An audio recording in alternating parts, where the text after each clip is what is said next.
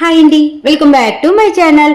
మొత్తానికి lawyer Gangadharan sir అయితే చనిపోయారు కదా. ఇంకా గంగాధరన్ సార్కి సంబంధించినటువంటి కార్యక్రమాలన్నీ కూడా బాబీ దగ్గరుండి చూసుకుంటాడు.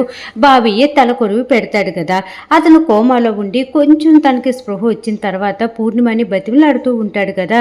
ఒక్కసారి నాన్న అని పిలువు పూర్ణిమ, నీ నోటి వెంట ప్లీజ్ పూరి ఒక్కసారి పిలువు. ఆయన చనిపోయినా సరే ఆయన ఆత్మ శాంతిస్తుంది, లేదంటే ఆయన బ్రతికే అవకాశం కూడా ఉంటుంది కదా, ఒక్కసారి పిలువు అనగానే నేనైతే పిలవను అని చెప్పేసి పూరి గట్టిగా జవాబు చెప్పేస్తుంది.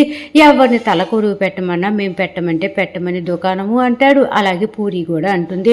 ఇంకా చేసేది ఏమీ లేక ఇంకా నేనే తలకొరువు పెడతాను అని చెప్పేసి బాబీయే లాయర్ గంగాధరన్ సార్కి తలకొరువు పెట్టేసి చేయాల్సిన కార్యక్రమాలన్నీ జరిపిచ్చేస్తాడు కదా. ఇంకా ఇంటికి వచ్చిన తర్వాత పూరి గదిలోకి వెళ్తాడు బాబీ. వెళ్ళి పూరిని చెంప మీద ఒక దెబ్బ కొట్టి, అసలు నీకు బుద్ధుందా? మీ నాన్న లాంటి వాడికి కడుపును పుట్టడం నీ అదృష్టం, ఎందుకంటే మీ నాన్న లాంటి వాడు తండ్రిగా దొరకటం నీ అదృష్టం. ఆయన ఎంత మంచివాడో తెలుసా, ఎంతమందికి హెల్ప్ చేశాడో తెలుసా, నేను ఎన్నిసార్లు ఇబ్బందుల్లో ఉన్నప్పుడు నన్ను ఎంత బాగా కాపాడాడో తెలుసా, ఆ రుణం తీర్చుకోవడం కోసమే నేను ఈ ఇంటికి వచ్చాను. మీ అమ్మ దగ్గర మంచివాళ్ళలాగా నటిస్తూ వచ్చాను. ఇంకా అలాగే వచ్చేసేపటికి దుకాణాన్ని నీకు ఇచ్చి పెళ్లి చేయాలి నేను మీ అమ్మ ఎప్పటి నుంచో అంటుంది కదా, అసలు నేను కూతురులాగే చూడట్లేదు.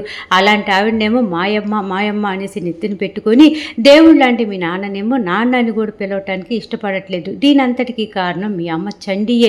అసలు ఇదిగో మీ నాన్న నీకు గుర్తుగా ఒకటి దగ్గర పెట్టుకున్నాడు, చూపిస్తా చూడు అని చెప్పేసి ఒక లాకెట్ ఇస్తాడు కదా. ఆ లాకెట్ చూపిస్తాడనమాట. ఇది మీ నాన్న దగ్గర ఉంది, నీ దగ్గర ఉందంట కదా, ఇది నీకు చూపిస్తే నన్ను గుర్తుపడుతుంది నా కూతురు, దీన్ని తీసుకొని వెళ్ళి జరిగిందంతా చెప్పమని చెప్పి నన్ను పంపించాడు. కాకపోతే అప్పుడు నీ దగ్గరికి వచ్చే కంగారులో ఈ లాకెట్ ఎక్కడో జారిపోయింది, ఆ తర్వాత వెతికి తీసుకొచ్చుకున్నాను, ఈలోపే ఇదంతా జరిగిపోయింది అని చెప్పేసి ఇంకా గంగాధరన్ సార్ చేసినటువంటి మంచి పనులన్నీ కూడా ఇంకా పూరికి చెప్తూ ఉంటాడు. ఆ లాకెట్ చూపిస్తాడు.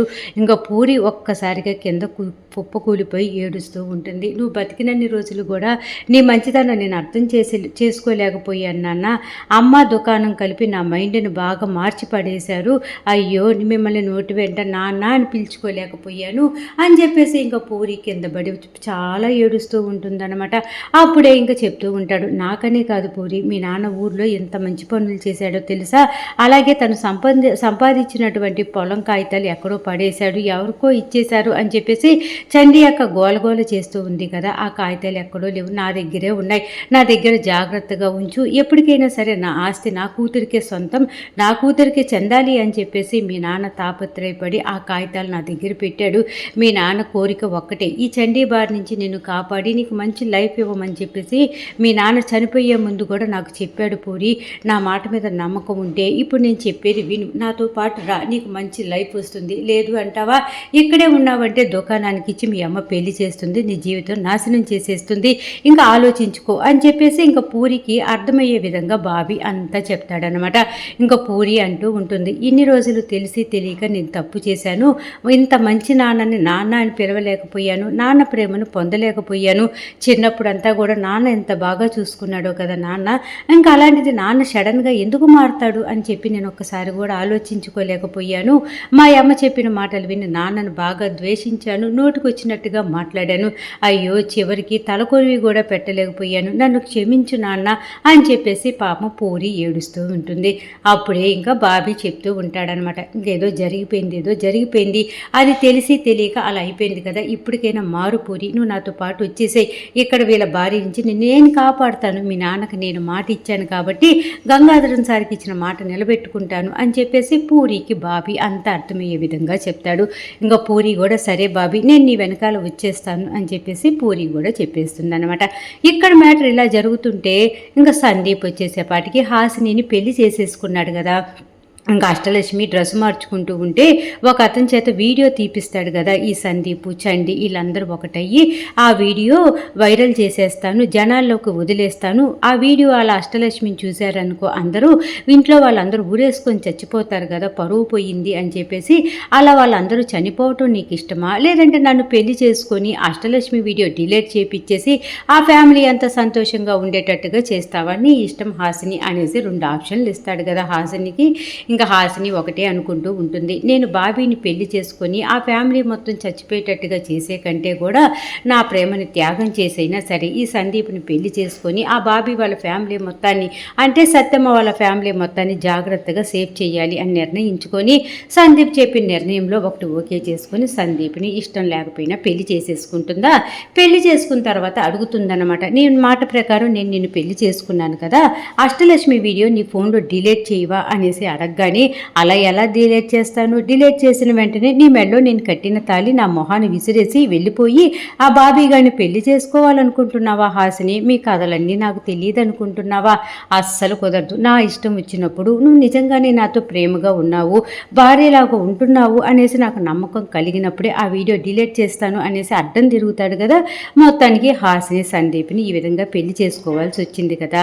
ఇంకా ఇక్కడ చూస్తే బాబీ ఇంకా పూర్ణిమని తీసుకొని లగేజీ గిగేజీ సర్దుకొని బయలుదేరి ఊరు ఇంకా వస్తూ ఉంటే ఇంటి బయట ఉన్నటువంటి మనిషి వాళ్ళంటే చండి మనిషి అడుగుతూ ఉంటాడనమాట, ఏంటిది బాబీ ఎక్కడికి వెళ్తున్నావు, నువ్వు వెళ్ళేది కాకుండా చిన్న మేడంను కూడా తీసుకొని వెళ్తున్నావు ఏంటి ఎక్కడికి అనేసి అనగానే అక్క అర్జెంటుగా మా ఇద్దరిని ఒక ఊరు వెళ్ళి కొన్ని పనులు చేసి రమ్మంది, ఆ పనులు చేయడానికి వెళ్తున్నాను అటు తప్పుకో అని చెప్పేసి బాబీ అతన్ని అంటూ ఉంటే అతను అంటూ ఉంటాడనమాట, నువ్వు చెప్పిన మాట నాకు వినాలనిపించట్లేదు బాబీ, ఎందుకంటే ఆయన కూడా ఎలక్షన్లు పెట్టుకొని ఇన్ని పనులు పెట్టుకొని అక్కైనా నిన్నెందుకు ఇప్పుడు ఊరు వదిలిపెట్టి వెళ్ళమంటుంది, వెళ్తూ వెళ్తూ పూర్ణిమ మేడం కూడా ఎందుకు తీసుకొని వెళ్ళమంటుంది, ఎందుకో నాకు నమ్మబుద్ధి కావట్లేదు అనేసి అనగానే ఏంట్రా నన్నే నమ్మబుద్ధి కావట్లేదంటావా, చండీ అక్క నన్ను సొంత తమ్ముళ్లాగా చూసుకుంటుంది, ఎప్పుడైనా సరే చండీ అక్కకి మంచి చేయాలని అనుకుంటా తప్ప ఎప్పుడు మోసం చేయాలని అనుకోం కదా, నీకు అంత అనుమానంగా ఉంటే అక్క బయటికి పలానా ప్లేస్ పార్టీ ఆఫీస్కి వెళ్ళింది కదా అక్కడికి వెళ్ళి అడిగేసి రాపో అని చెప్పేసి గట్టిగానే ఎటువంటి అనుమానం రాకుండా మాట్లాడుతూ ఉంటాడు బాబీ. ఇంకప్పుడు అతను అనుకుంటూ ఉంటాడనమాట, అవును కదా చండీ అక్కకి బాబీ అంటే చాలా ఇష్టం, బాబీని సొంత మనిషి కంటే ఎక్కువగా చూసుకుంటుంది కదా, అలాంటి మనిషి మీద ఇప్పుడు నేను అనుమానం పడ్డానని తెలిస్తే చండీ అక్క కూడా నన్ను తిట్టే అవకాశం ఉంది కాబట్టి నాకెందుకులే అనేసి కామైపోతాడు. ఇంకా బాబీ అలాగే పూర్ణిమ ఇద్దరూ కలిసి హ్యాపీగా కారుకి ఇంకా బయలుదేరుతారనమాట ఇంటి దగ్గరికి. ఆ విషయం తెలిసినటువంటి సత్యమ్మ ఇంటి దగ్గర హడావిడిగా ఇల్లంతా క్లీన్ చేసేసి మంచాలు ఇదిలిచ్చేసి ఇల్లంతా శుభ్రం చేసేసి అందరినీ హడావిడి చేసేస్తూ ఉంటుందన్నమాట. ఇంకా అప్పుడే జానకి అడుగుతూ ఉంటుంది, ఏందత్తా ఈరోజు ఏం పండగ కాదు కదా, ఇల్లంతా ఎందుకు ఎంత హడావిడి చేపిచ్చేస్తున్నావు, ఇంత ఏంటి ఇల్లంతా క్లీన్గా ఉంది, మమ్మల్ని కూర్చోనియట్లేదు నిలబడినియట్లేదు, బిర్యానీ వండేశావు, ఏందత్తా ఏంది సంగతి అనేసి అనగానే ఏంది సంగతి అంటావేంటే ఈరోజు నా కొడుకు శివయ్య వస్తున్నాడు, ఎన్ని రోజులైందో నా శివయ్యను చూసి, అవును కానీ నా శివయ్య రాగానే వాడికి దిష్టి తీసి హారతి ఇవ్వాలి కాబట్టి నువ్వు అవన్నీ రెడీ చేసుకో అర్థమవుతుందా అనేసి అనగానే అబ్బో రాగానే నీ కొడుక్కి పెళ్లి చెయ్యాలని నీకు కోడలు రావాలని తెగారాటంగా ఉందే అని చెప్పేసి జానకి ఆట పట్టిస్తూ ఉంటుంది సత్యమ్మని. అప్పుడే సత్యమ్మ అంటూ ఉంటుంది, అవును నా కొడుకు ఇంటికి రాగానే ఇంకా డాక్టర్ అమ్మకి నా శివయ్యకి పెళ్లి చేసేస్తా, వాళ్ళు అలా సరదాగా సందడిగా సంతోషంగా ఉంటే చూస్తూ ఉండిపోవాలనిపిస్తుంది నాకు అని చెప్పేసి ఇంకా అంటూ ఉంటే ఈలోపు అక్కడ డాష్ ఉంటాడు కదా, డాష్ కూడా అంటాడనమాట, అత్త పనిలో పని నాకు కూడా పిల్లని చూసి పెళ్లి చేసేయత్త అనేసి అనగానే అష్టలక్ష్మి అంటుంది, అయ్యో డాష్ నీకు వేరుగా పిల్లని ఎతకటం ఎందుకు, ఇంట్లో మన జానకి ఉంది కదా జానకిని పెళ్లి చేసేసుకో అనేసి అష్టలక్ష్మి ఆట పట్టిస్తూ ఉంటే ఇంకా అప్పుడే జానకి అంటుంది, ఈ బండోడిని నేను చేసుకోను, అసలు పెళ్ళైనా చేసుకోకుండా ఉంటాను కానీ అసలు ఈ డాష్ గారిని నేనెందుకు పెళ్లి చేసుకుంటా అనేసి పక్కనే ఉన్న డాష్ని టపటప 4 పీకులు బీగుతుంది.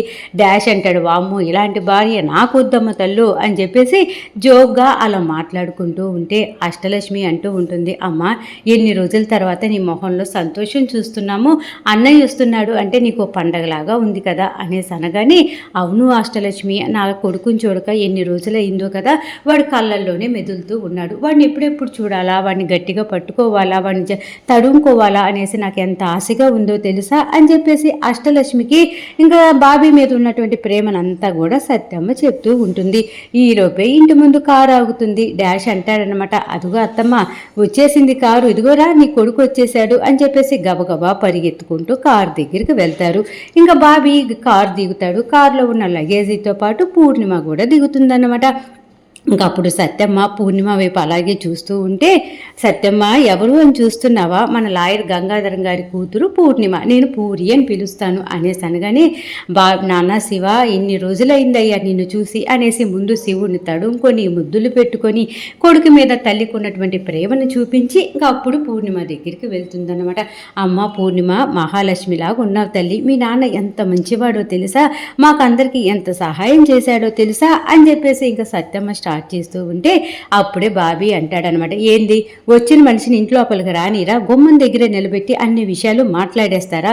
మేము చాలా అలసిపోయి వచ్చాం కదా, ముందు పూర్ణిమని ఇంట్లో లోపలికి తీసుకుని వెళ్ళండి, తినటానికో తాగటానికో ఏదో పెట్టిన తర్వాత అప్పుడు చెప్తాం సరేనా అనేసి అనగాని ఇంకా అష్టలక్ష్మి అంటుంది, అన్నయ్య ఆ ఏర్పాట్లన్నీ ముందే చేసేసింది మా అమ్మ, ఇంకా ఎలాగో నువ్వు వచ్చిన ఆనందంలో ఆమెకేం చేయాలో అర్థం కాక ఏదేదో మాట్లాడేస్తుంది, కానీ ఇదిగో నువ్వు వస్తున్నావని హారతి పళ్ళాలు అన్నీ రెడీ చేశాం, రండి రండి రండి అనేసి అనగాని సత్యం అంటుంది, ఏందే జానకి అలాగే చూస్తూ ఉండిపోయావేంటే, పోయి హారతి పళ్ళెము దిష్టి నీళ్లు తీసుకురాపో అనేసి అనగాని, అబ్బో నీ కొడుకు వచ్చాడని చెప్పేసి మమ్మల్ని నిలబడినియట్లేదుగా అనేసి వెళ్ళి హారతి పళ్ళెం ఎర్ర నీళ్లు అన్నీ తీసుకొని వస్తుంది. చక్కగా శివయ్యకి దిష్టి తీస్తారు, పూర్ణిమకు కూడా దిష్టి తీసి లోపలికి ఆహ్వానిస్తారు అనమాట.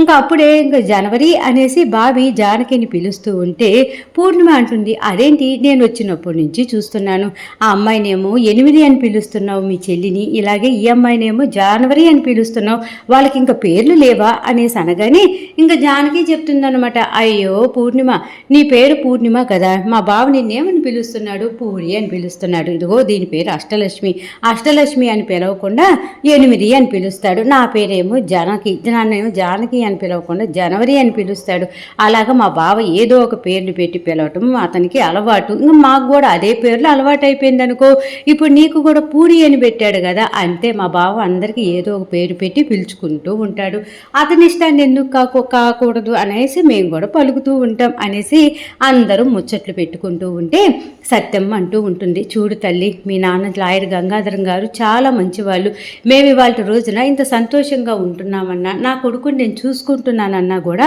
అంతా కూడా మీ నాన్న దయవల్లే, మీ నాన్న భిక్ష పెట్టినట్టే అయ్యింది, మీ నాన్న కోరిక మీదకే మా కొడుకు నిన్ను తీసుకొని ఇక్కడికి వచ్చాడు అని చెప్పేసి సత్యమ్మ అన్నీ కూడా పూర్ణిమకి చెప్తూ ఉంటే పూర్ణిమ మనసులో ఇంత మంచివాడివా నాన్న, నేను నిన్ను అర్థం చేసుకోలేక నిన్ను ఎన్ని మాట్లాడినాను, నువ్వు చనిపోయే ముందు కూడా నిన్ను బాధ పెట్టా, నన్ను క్షమించు నాన్న అని చెప్పేసి పూర్ణిమ బాధపడిపోతూ ఉంటుందన్నమాట. ఇంకా అప్పుడే అక్కడ ఉన్నటువంటి సత్యమ్మ డాష్ వైపు చూసి, ఒరే డాషు అలాగే చూస్తూ ఉంటావేంటి, వెళ్ళి పూర్ణిమకి ఏదైనా తినటానికి కానీ తాగటానికి కానీ కొబ్బరి బొండమో కూల్ డ్రింకో తీసుకుని రాపో, అమ్మ నిన్ను నా కళ్ళల్లో పెట్టుకొని చూసుకుంటాం, ఎందుకంటే మీ నాన్న నా బిడ్డను కాపాడాడు, నేను వాళ్ళ బిడ్డను కాపాడాలి కదా తల్లి, ఏం కావాలన్నా మొహమాట పడకుండా అడుగు, ఈ ఇల్లు నీ ఇల్లు అనుకో తల్లి అనేసి అనగానే సరేనని చెప్పేసి పూర్ణిమ తలూపుతుందన్నమాట. ఇంకా డాష్ గబగబా ఏదో ఒకటి తాగటానికో తినటానికో తెమ్మంది కదా సత్యమ్మ అని చెప్పేసి గబగబా బయటికి వెళ్తాడా, గుమ్మం దాకా వెళ్తాడు, ఒక్కసారి షాకు తిన్నవాళ్ళలాగా అలాగే నిలబడిపోతాడనమాట. ఇంకా అప్పుడే అక్కడ కారులో నుంచి సందీపు అలాగే హాసిని పెళ్లి బట్టలతోటి అలాగే కొత్త జంట కారు దిగటం చూసినటువంటి డాషు గబగబా పరిగెత్తుకుంటూ ఇంటి లోపలికి వెళ్ళి, అల్లుడు ఘోరం జరిగిపోయింది అల్లుడు, ఒకసారి బయటికి రా అని చెప్పేసి డాషు బాబీని పిలుస్తూ ఉంటాడు.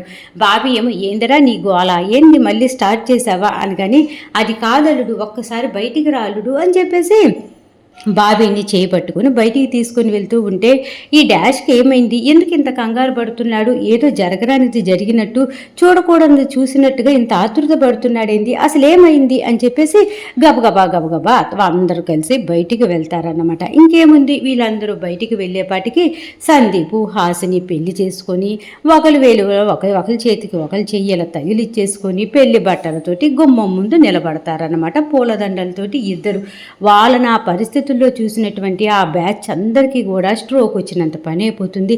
ఇదేంటి సందీప్ని హాసిని పెళ్లి చేసుకుందేంటి, డాక్టర్ అమ్మ పెళ్లి చేసుకుందేంటి ఆ సందీప్ని అనేసి ఒక్కొక్కరి మనసులో ఒక్కొక్క రకంగా ఆలోచనలు వస్తూ ఉంటాయి అన్నమాట. ఇంకా వెంటనే సత్యమ్మ అంటూ ఉంటుంది, డాక్టర్ అమ్మ నేను చూసేది నిజమా, ఈ దుర్మార్గుని పెళ్లి చేసుకున్నావేంటి, నా కొడుకు శివయ్యని కదా నువ్వు పెళ్లి చేసుకోవాల్సింది అనేసి అనగానే అప్పుడే సందీప్ అంటూ ఉంటాడు, హలో అందరూ ఒక నిమిషం ఆగుతారా, ఈ సందీప్ అనే మనిషి ఈ డాక్టర్ హాసినిని పెళ్లి చేసుకున్నాడు.